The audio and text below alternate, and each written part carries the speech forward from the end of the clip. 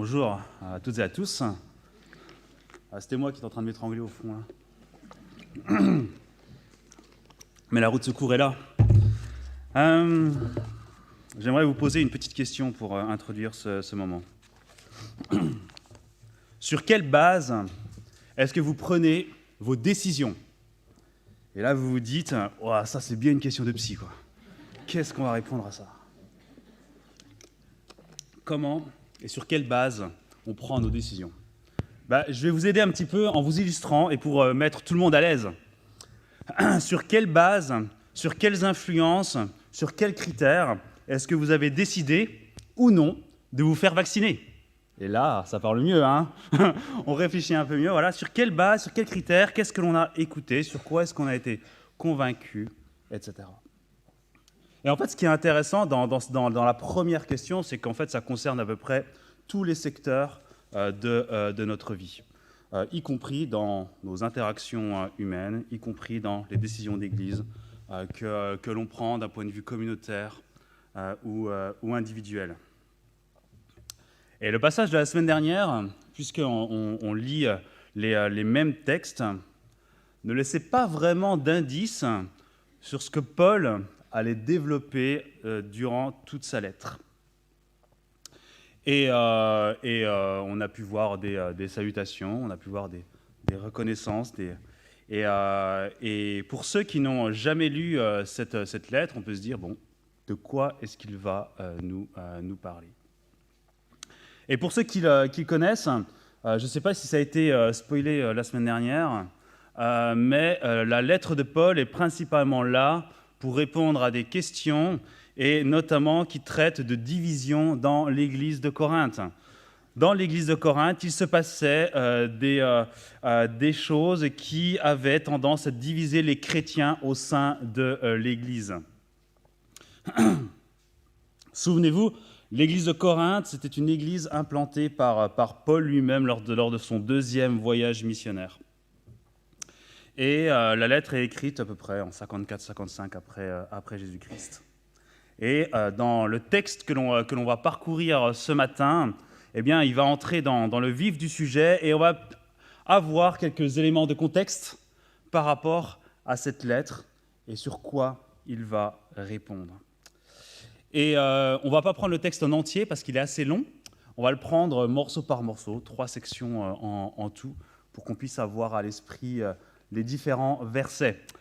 Et je vous propose dans un premier temps, par conséquent, de prendre du coup 1 Corinthiens au chapitre 1 et à partir du verset 10. Et j'ai fait mes devoirs, et pour ceux qui auraient la même Bible que moi, c'est à la page 744-745. Et on va prendre donc du coup les versets 10 à 17. Je vous supplie, frères et sœurs, par le nom de notre Seigneur Jésus-Christ, de tenir tous le même langage, qu'il n'y ait pas de division parmi vous, mais soyez parfaitement unis dans le même état d'esprit et dans la même pensée. En effet, mes frères et sœurs, j'ai appris à votre sujet, par l'entourage de Chloé, qu'il y a des rivalités entre vous. Je veux dire par là que chacun de vous affirme « Moi, je me rattache à Paul, et moi à Apollos, et moi à Céphas, et moi à Christ ». Christ est-il divisé? Paul a-t-il été crucifié pour vous? Où est ce nom de Paul que vous avez été baptisé? Je remercie Dieu de ce que je n'ai baptisé aucun de vous, excepté Crispus et Gaius. Ainsi, personne ne peut dire que j'ai baptisé en mon nom. J'ai encore baptisé la famille de Stéphanas. Pour le reste que je sache, je n'ai pas baptisé personne d'autre. De fait, ce n'est pas pour baptiser que Christ m'a envoyé, c'est pour annoncer l'Évangile, et cela sans recourir à la sagesse du langage, afin que la croix de Christ ne soit pas vidée de sa force. Au verset 11, on voit déjà une des raisons. « Car mes frères, j'ai appris à votre sujet, par les gens de Chloé, qu'il y a des disputes au milieu de vous, des disputes au milieu des chrétiens qui constituent cette Église. » Et quel est le sujet de ces disputes? Quel est le contexte de ces disputes? On le voit juste après. Il y avait des camps dans l'Église. qui se répartissaient, suivant, aujourd'hui on pourrait appeler ça des influenceurs, entre Paul, Apollos et Céphas. Céphas qui est Simon Pierre, le disciple de Jésus-Christ, et Christ lui-même.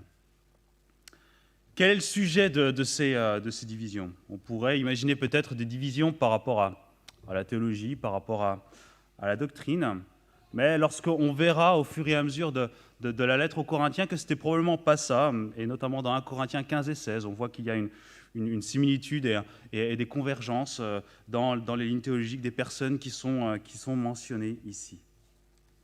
Et ici, j'aimerais, ensemble, qu'on puisse se concentrer sur une chose, l'orgueil des Corinthiens au travers de critères humains. Et c'est un vrai danger pour nous également. À une époque, on n'avait pas Internet, pas si lointaine que ça, puisque je l'ai vécu. Et du coup, on lisait, on s'alimentait essentiellement par des livres, dans des bibliothèques. Aujourd'hui, on est influencé par des dizaines et des centaines de personnes, beaucoup plus qu'à leur époque et beaucoup plus qu'il y a 50 ans. Et je suppose qu'à l'époque, la communication se résumait par des lettres, comme ce que l'on a là aujourd'hui. Et nous, en Église, dans quelle équipe on est? Est-ce qu'on est dans l'équipe de John MacArthur, de John Piper, de Joyce Meyer, de Joel Osteen peut-être, ici? Et en fait, le danger va dans deux sens, si je puis me permettre. Le premier, c'est de placer notre confiance en l'être humain et sa valeur. Et d'oublier que l'être humain, aussi réputé soit-il, reste un pécheur. Que ce soit Paul, Apollos ou Céphas, Piper, MacArthur ou Sproul, ou nous-mêmes. Et il serait dangereux de se revendiquer d'eux, sachant qu'ils sont comme nous, des serviteurs faillibles. On peut être influencé facilement par de l'éloquence, par du charisme, par des mots appropriés, par des belles punchlines. Mais cela ne nous enlève pas notre responsabilité vis-à-vis de la parole de Dieu. Cela ne nous enlève pas notre responsabilité vis-à-vis de Jésus-Christ. Dieu ne nous demande pas d'écouter premièrement des prédicateurs, mais de méditer la parole de Dieu. Et le second, si on reprend le verset 12, à la fin, « Et moi, à Christ, Christ est-il divisé ?» Et ça aussi, ça s'adresse à nous, dans le même élan, dans cette question de la vérité et des influences qui pèsent sur nous. Est-ce qu'il y a plusieurs Christ? Est-ce que nous avons un Christ pour nous-mêmes? Et Paul dit non, nous sommes le corps de Christ et en nous divisant en Église, nous divisons Christ. Rien n'est plus dangereux que l'orgueil, que la prétention d'être dans la possession exclusive de la vérité. Et Christ n'est pas à nous comme une possession. Ce n'est pas un jouet, ce n'est pas quelque chose que l'on acquiert, qu'on range sur une étagère et qu'on ressort de temps en temps. En fait, c'est l'inverse. C'est lui qui possède un acte de propriété sur nos vies. Et on y reviendra plus tard. Paul, dans ces quelques versets, ne nous dit pas que les prédications devraient être ennuyeuses au possible, mal structurées, improvisées ou avec des interprétations qui vont dans tous les sens, mais il met en garde les Corinthiens de ne pas placer les êtres humains au-dessus de Jésus-Christ et au-dessus de l'Évangile. C'est un danger de tous les instants, un danger de toutes les époques, un danger pour nous aujourd'hui. Et il faut être prudent par rapport à notre propre orgueil et par rapport à l'aveuglement qui pourrait y survenir. Et vous y voyez là qu'il y a une espèce de cercle vicieux dans le péché où on attribue une confiance, une réputation à des êtres humains pécheurs qui provoquent des divisions dans l'Église, qui provoquent du péché et qui va amplifier le péché au sein de l'Église, qui va amplifier le péché dans les divisions. Et on a peut-être tous en tête des tragédies dans les églises où les divisions deviennent complètes et où les églises s'entre-déchirent. Donc être prudent par rapport au camp que nous revendiquons. Nous n'appartenons non pas à des camps d'êtres humains, nous appartenons à un camp divin. Continuons, si vous voulez bien, la deuxième section à partir du verset 18. En effet, le message de la croix est une folie pour ceux qui périssent, mais pour nous qui sommes sauvés, il est la puissance de Dieu. Du reste, il est écrit, « Je ferai disparaître la sagesse des sages et j'anéantirai l'intelligence des intelligents. » Où est le sage? Où est le spécialiste de la loi? Où est le discoureur de l'ère actuelle? Dieu n'a-t-il pas convaincu de la folie la sagesse de ce monde? Puisque, à travers cette sagesse, le monde n'a pas connu Dieu en voyant sa sagesse. Il a plu à Dieu de sauver les croyants à travers la folie de la prédication. Les Juifs demandent un signe miraculeux et les Grecs recherchent la sagesse. Or, nous prêchons un Messie crucifié, scandale pour les Juifs et folie pour les non-Juifs. Mais puissance de Dieu et sagesse de Dieu pour ceux qui sont appelés, qu'ils soient juifs ou non. En effet, la folie de Dieu est plus sage que les hommes et la faiblesse de Dieu est plus forte que les hommes. Considérez, frères et sœurs, votre propre appel. Il n'y a parmi vous ni beaucoup de sagesse selon les critères humains, ni beaucoup de puissants, ni beaucoup de nobles. Mais Dieu a choisi les choses folles du monde pour couvrir de honte les sages. Et Dieu a choisi les choses faibles du monde pour couvrir de honte les fortes. Dieu a choisi les choses basses et méprisées du monde, celles qui ne sont rien, pour réduire à néant celles qui sont, afin que personne ne puisse faire le fier devant Dieu. C'est grâce à lui que vous êtes en Jésus-Christ, lui qui est devenu, par la volonté de Dieu, notre sagesse, notre justice, la source de notre sainteté et notre libérateur. Afin, comme il est écrit, que celui qui vient éprouver de la fierté mette sa fierté dans le Seigneur. Pour ma part, frères et sœurs, lorsque je suis venu chez vous, ce n'est pas avec une supériorité de langage ou de sagesse que je suis venu vous annoncer le témoignage de Dieu, car j'avais décidé de ne connaître parmi vous rien d'autre que Jésus-Christ et Jésus-Christ crucifié. J'ai été faible, craintif et tout tremblant chez vous. Ma parole et ma prédication ne reposaient pas sur les discours persuasifs de la sagesse humaine, mais sur une démonstration d'esprit et de puissance, afin que votre foi soit fondée non sur la sagesse des hommes, mais sur la puissance de Dieu. Dans la première section, nous avons vu que l'Évangile ne peut pas être revendiqué par des êtres humains. Le deuxième point se décline un peu du premier. Cette section, comme on l'a lu, est éminemment concentrée sur la sagesse, comme le reste du texte que l'on va parcourir aujourd'hui. Et Paul est sans ambiguïté et clair par rapport au message de la croix. Cela n'a rien à voir avec l'être humain. Le message de la croix est une pure folie aux yeux des hommes. Et Paul cite volontairement un message choc pour remettre en perspective cela. Il le met en perspective avec Ésaïe 29, le verset 14. Et j'aimerais reprendre ce passage de l'Ancien Testament à partir du verset 13.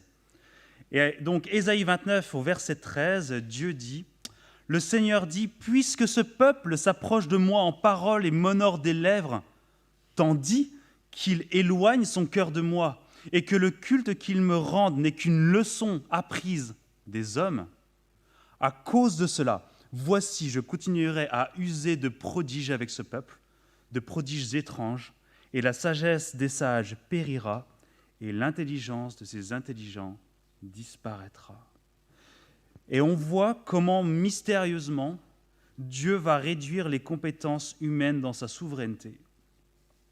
Il met en œuvre les conséquences de leur désobéissance, et nous voyons au verset 13 un spectacle tragique, une hypocrisie entre les apparences et le cœur humain. Et que voyons-nous là? À la fin du verset 13, une leçon apprise des hommes. Non pas une leçon apprise de Dieu, mais une leçon apprise des hommes. C'est exactement ce que nous voyons là dans ce passage, des hommes qui influencent des hommes et des divisions qui en découlent pour s'y reconnaître. Où va notre confiance? Vers les hommes ou vers Dieu? Et Paul continue à la suite de Ésaïe 29 pour contextualiser ce passage avec le verset 20 en montrant que rien de nouveau sous le soleil et que cela continue, et il parle des sages, des scribes, donc des experts de la loi et des autorités religieuses. Et il va développer le raisonnement en allant encore plus loin. Dieu n'a-t-il pas frappé de folie la sagesse du monde? Et le verset 22 va nous en dire beaucoup. D'un côté, les Juifs qui demandent des miracles, et de l'autre côté, les Grecs qui cherchent la sagesse. Les Grecs, premièrement. La sagesse, dans ce passage, est volontairement contextualisée ici chez eux. La sagesse, à cette époque-là, dans le monde gréco-romain, elle était caractérisée par la rhétorique, par la manière de discourir en public, et donc des prouesses, des techniques et des critères humains. C'était les stars de l'époque. Et en d'autres termes, il se basait sur les caractéristiques des personnes pour évaluer si ce qu'ils disaient était fondé ou non, et si c'était valable ou pas. Est-ce que le monde a beaucoup changé entre nous et eux? Probablement pas. Lorsqu'on évalue des personnes, et soyons clairs, on le fait tous, ok. On est câblés comme ça et on passe notre temps à évaluer et à juger. Et c'est un enjeu pour nous de restreindre ces tendances naturelles. Mais on évalue, ok. Lorsque quelqu'un se présente, en général, on se présente, salut. Qui es-tu? Quel âge as-tu? Enfin, on ne le dit pas comme ça, évidemment, on n'est pas le FBI. Mais quel métier tu fais, etc., etc. Okay, et on évalue, on se dit, c'est quelqu'un de bien, c'est quelqu'un de pas bien, c'est quelqu'un de socialement élevé, ou etc.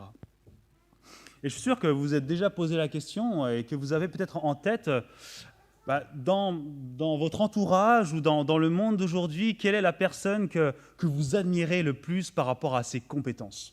Quelle est la personne qui vous en met le plus la vue, lorsque vous le voyez parler, peut-être à la télé, ou lorsqu'il fait quelque chose d'incroyable, etc. Et moi, je me suis posé la question, et je pense que ça a changé cette année. Et vite fait comme ça, pour moi, le mec qui m'a le plus impressionné, c'était Thomas Pesquet. On le connaît, vous le connaissez peut-être, il est assez connu maintenant puisque c'est un astronaute français qui est monté dans l'espace pour prendre les commandes de l'ISS. Et donc, astronaute, balèze. Dans l'espace, balèze. Mais c'est pas fini, ok. Pour monter dans l'espace, il est ingénieur, d'accord. Ingénieur, il y en a quand même, je pense, plusieurs dans la salle. Il est pilote d'avion, d'Airbus, ok. Il y en a peut-être moins dans la salle. Il parle 6 langues, ok? Beaucoup peut-être. Il joue du saxophone, il est ceinture noire de judo, il reverse ses droits d'auteur au Resto du Cœur, il a traversé l'Atlantique avec un voilier pour une association caritative, il est chevalier de la Légion d'honneur, et je suppose que ce mec en plus il doit avoir un bon sommeil pour bien récupérer durant tout ça. Admirable pour ses compétences, n'est-ce pas? Dans son caractère, dans sa volonté. Mais il n'en demeure pas moins impuissant quant au péché et à la mort. La folie de Dieu sera toujours plus élevée que la sagesse des hommes. Et les Juifs, eux, que cherchent-ils? Des miracles.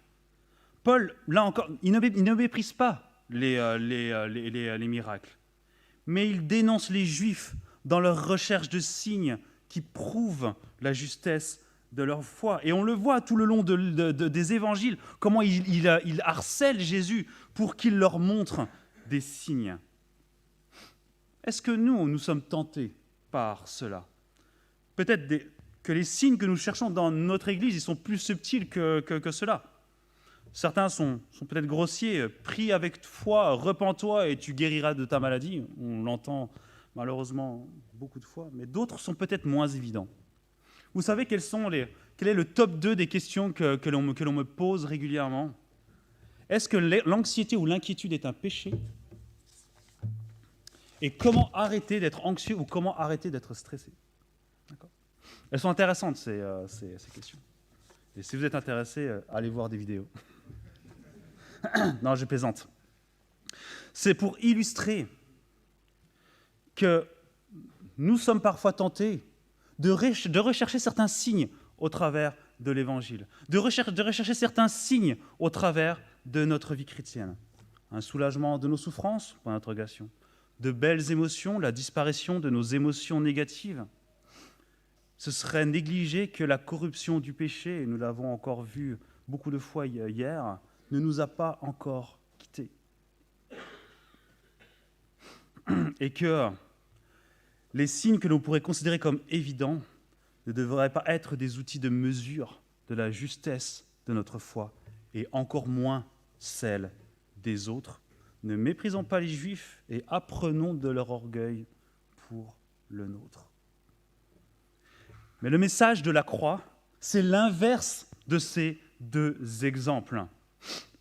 La faiblesse devient un média par lequel passe la toute-puissance de Dieu et sa sagesse. Cette toute-puissance n'est pas passée par un homme fort, glorieux et chef de guerre comme les Juifs pouvaient l'attendre.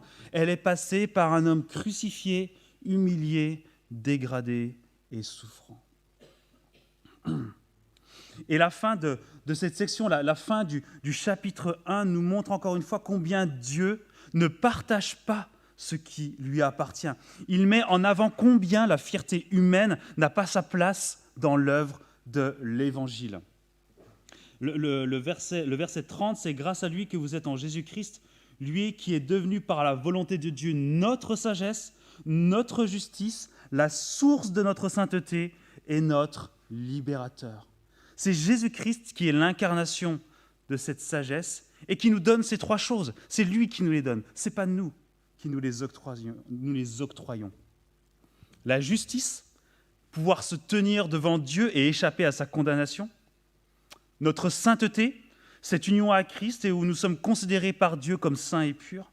Et enfin, notre libération. La libération est un thème qui est tellement utilisé par Paul, notamment dans notre libération face au péché. Nous étions esclaves du péché, nous avons été affranchis et libérés pour redevenir esclaves de Christ et de Dieu.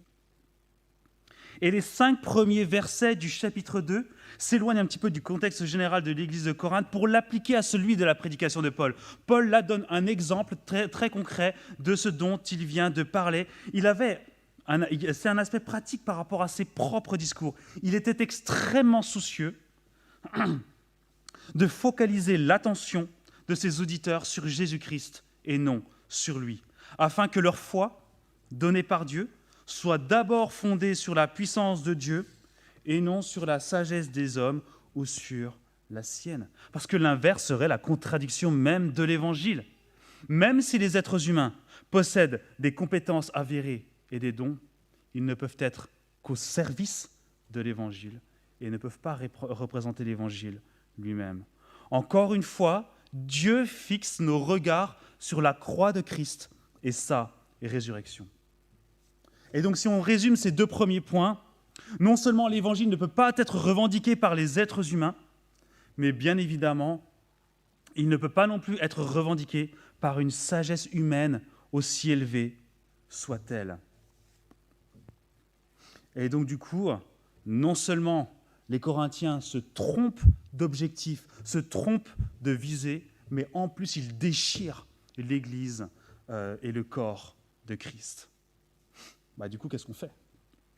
Si on peut se fier ni aux hommes, ni à leur sagesse ou à leurs compétences, où peut-on aller chercher ce qui est bien ?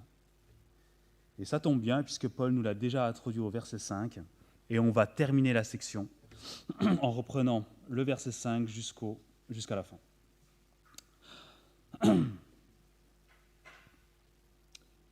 Afin que votre foi soit fondée non sur la sagesse des hommes, mais sur la puissance de Dieu. C'est pourtant bien une sagesse que nous enseignons parmi les hommes mûrs, mais une sagesse qui n'est pas de ce temps, ni des chefs de ce temps qui sont voués à la destruction. Non, nous annonçons la sagesse de Dieu mystérieuse et cachée, celle que Dieu, avant tous les temps, avait préparée d'avance pour notre gloire.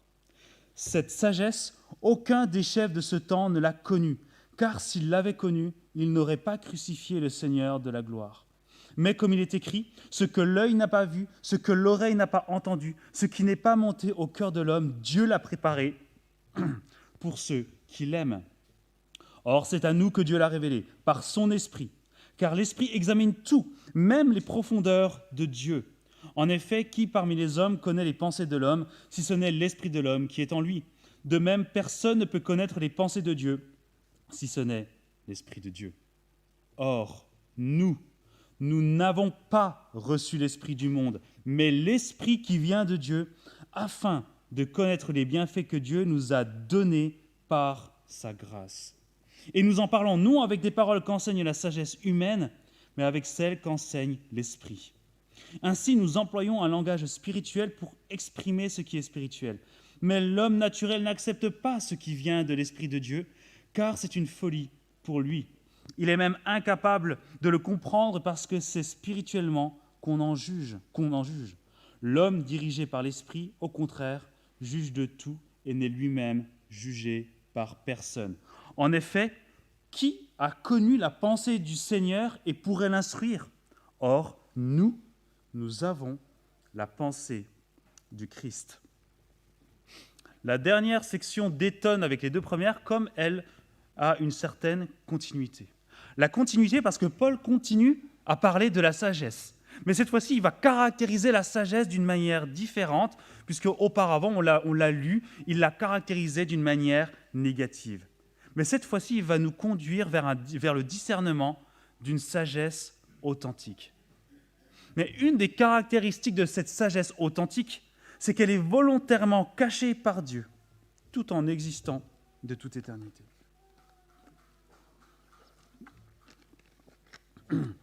Paul montre au verset 6 que même si ce que nous prêchons est une folie aux yeux du monde, elle est en réalité la plus grande des sagesses, et il ne veut pas qu'il y ait la moindre ambiguïté par rapport à ça.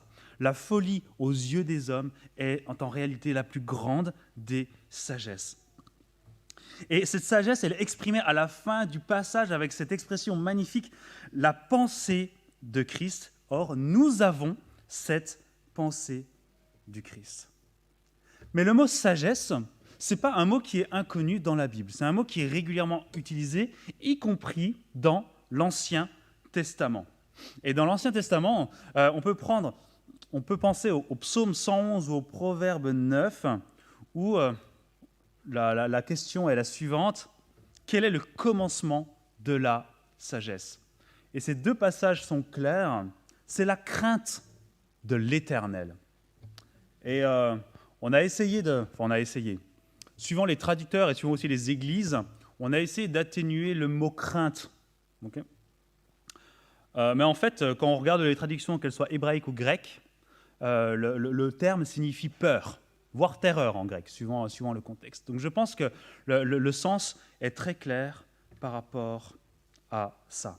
Et d'ailleurs, dans le texte que nous avons lu ce matin, il y a 4 assertions de l'Ancien Testament, et vous pourrez les reprendre tranquillement, 3 dans Ésaïe et une dans Jérémie. Et dans ces 4 passages, si vous reprenez les chapitres qui correspondent, ces 4 passages qualifient à chaque fois la souveraineté et la toute-puissance de Dieu. Il y a toujours une comparaison énorme entre Dieu souverain et créateur de l'univers et nous, êtres humains, petites créatures qui gravitons dans ce monde. Mais le texte nous dit quelque chose par rapport à ça. Comment craindre quelque chose que nous ne croyons pas ou que nous croyons qu'il n'existe pas? Comment pouvons-nous croire quelque chose qui est une pure folie à nos yeux tant que nous ne connaissons pas Dieu? Pourquoi craindre un Dieu humilié? Le texte est clair, cette révélation est cachée à l'être humain. Et quelle est la seule manière pour atteindre cette révélation? Si on ne peut pas l'atteindre en suivant des hommes et si on ne peut pas l'atteindre en reconnaissant des compétences, eh bien, par Dieu lui-même qui vient par son esprit. Et j'aimerais qu'on reprenne le verset 12 tous ensemble. Or, nous n'avons pas reçu l'esprit du monde, mais l'esprit qui vient de Dieu, afin de connaître les bienfaits que Dieu nous a donnés par sa grâce, l'Esprit qui vient de Dieu. Pour savoir ce que Dieu nous a donné par grâce, nous devons avoir l'Esprit de Dieu. Et notre conversion et notre repentance ne peut être obtenue qu'à partir du moment où nous recevons le Saint-Esprit en nous, que Dieu nous envoie d'une manière mystérieuse. Si nous voulons comprendre la grâce qui nous est offerte, il faut que Dieu intervienne par son Esprit en nous pour que ce voile soit levé, pour que ce mystère soit révélé. Et c'est pour nous, d'un côté, le plus grand signe d'humiliation, mais de l'autre côté, le plus grand signe d'encouragement. C'est humiliant pour nous, êtres humains, parce que nous aimerions être les acteurs principaux. Nous sommes des êtres humains et on est tous pareils à ce niveau-là. On aime le contrôle, on aime la reconnaissance des autres, on aime avoir une bonne estime de nous-mêmes, on aime l'indépendance. Et vous avez sûrement entendu autour de vous ou dans des pubs les questions que je viens de vous énoncer sur l'estime, sur la reconnaissance, sur l'accomplissement personnel, sur l'épanouissement, etc., etc. Et la réponse du monde, il faut être maître de soi-même, maîtriser ses émotions, s'affirmer, prendre des décisions qui nous ressemblent, s'écouter, prendre du temps pour soi-même, etc., etc. On pourrait passer des heures à parler de cela. Mais Dieu nous dit non, ce n'est pas cela. La gloire m'appartient et elle n'appartient qu'à moi. Et c'est ce qu'il nous dit. Il nous dit, vous êtes dans mon univers, vous êtes dans mes règles, dans ma justice et dans ma grâce. Vos divisions n'ont aucun sens si vous êtes convaincus de l'Évangile. Si vous êtes convaincus du Messie crucifié et ressuscité, alors vous ne pouvez pas être divisés. Souvenez-vous du verset 13 du premier chapitre. Christ est-il divisé ? Paul a-t-il été crucifié pour vous ? Ou est-ce au nom de Paul que vous avez été baptisés ? Si Christ est notre chef, nos divisions n'ont pas lieu d'être.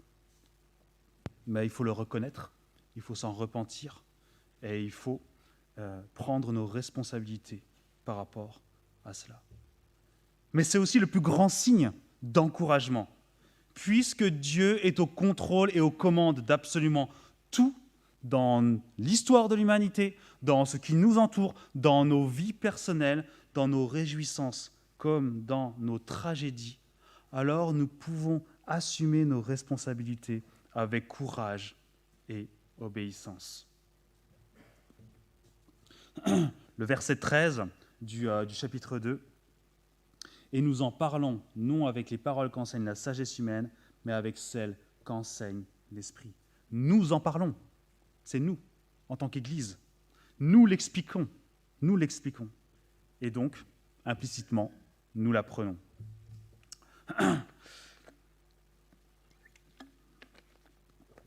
Certains n'aiment pas le mot théologie. Vous voyez les gros mots là qu'on emploie de temps en temps. Mais pas de bol, parce qu'en fait, l'étymologie de théologie, c'est le discours sur Dieu. En d'autres termes, si vous ne faites pas de théologie dans votre vie, alors vous ne pouvez pas apprendre sur Dieu. Et donc, si on reprend le discours de Paul, si vous n'apprenez pas la théologie, vous n'apprenez pas sur Dieu, et vous ne pouvez ni en parler, ni l'expliquer. Alors là aussi, assumons nos responsabilités, d'un point de vue individuel, mais également communautaire. On a vécu un super moment hier, on était plus d'une quarantaine avec Mathieu. La prochaine date est le samedi 12 mars, réservé. Dieu nous donne ce qu'il ordonne. C'est ce que l'on voit dans le texte. On ne peut rien faire, autant par réputation, par caractère ou par compétence. Par contre, on voit que Dieu nous donne tout en Jésus-Christ. Il nous donne son esprit et sa sagesse. Assumons nos responsabilités parce que l'homme naturel ne peut pas l'assumer. Verset 14, elles sont une folie pour lui, il ne peut pas les connaître. Alors récapitulons. À l'église de Corinthe, c'était le gros bazar et il y avait des divisions. Et Paul rappelle 3 choses fondamentales. L'église ne peut pas être revendiquée, l'évangile ne peut pas être revendiqué par les êtres humains. L'évangile ne peut pas être revendiqué par la sagesse humaine. Pourquoi ? parce que l'Évangile ne peut être revendiqué que par Dieu lui-même. Alors pour nous aujourd'hui, dans nos églises locales, sachons être humbles de cœur et reconnaître qu'il n'y a qu'un seul camp, celui de Dieu. Celui de Dieu qui est venu sur terre pour mourir sur cette croix et ressusciter glorieusement. Et être dans le camp de Dieu, c'est travailler pour que nos divisions se résolvent parce que c'est Christ le patron et ce n'est pas nous. C'est se repentir de notre orgueil car l'Évangile vient seulement de Dieu et ni de nous, ni de nos compétences.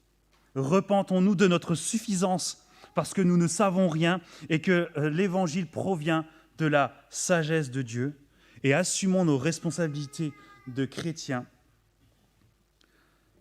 parce que dans cette unité que Dieu ordonne, eh bien, c'est en cela que nous serons des témoins qui soient dignes de l'Évangile et où notre intégrité de cœur pourra s'exprimer.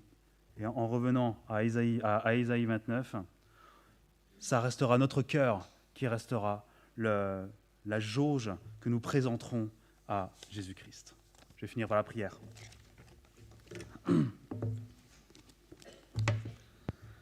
Seigneur, l'être humain est tortueux et même si nous t'appartenons, eh bien, nous sommes en proie à qui on est, à notre péché, aux discordances d'opinion. Les interactions humaines sont quelque chose de difficile et le vivre ensemble est un grand défi.